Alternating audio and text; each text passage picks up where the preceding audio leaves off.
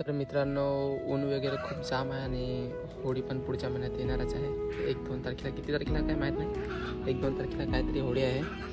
तर माझ्या घराच्या बाजूला आपला वाडगासारखा केला आहे. मीच हे नेट वगैरे घेऊन आलो आणि केलं आहे. तर थोडंफार माझ्याकडे बी होतं आणि वगैरे होते आपल्याकडे दुधी वगैरेचे बी. तर रोप तयार केले मी. खूप सर तुम्हाला रोप वगैरे दाखवतो कसं झालं. तर लेट खूप केलं आहे. म्हणजे त्या साईडला म्हणजे दुसरीकडे लावलेले होते, त्या साईडला काय बरोबर झालं नाही, ऊन वगैरे येत नव्हतं. पण तिकडनं काढून इकडे लावले.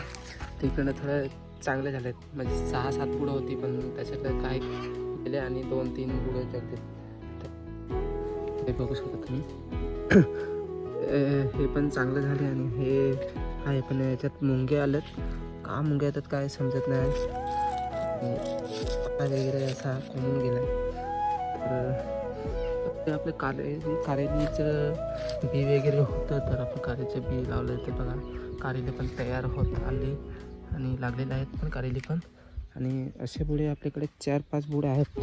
तर हा पहिला बुडा आहे आणि हा एक आणि हाच्या तर गेला आहे. तर असे 3 आणि तिथे 4 आहेत आणि हे 5 आहे. 5 बुडे आपल्याकडे झाले आणि बाकीचे भरपूर इकडे लावलेले आहेत. त्यातले काय सांगतात त्याला, हे शिराडी आताच लावले, 4-5 दिवस झाले तर झालेलं आहे. आणि हे ह्याचं काय म्हणतात, डाळिंबाचं झाड आहे ते आणि हे जांभूळ आहे. तर असं वगैरे म्हणजे मी लावलेलं आहे.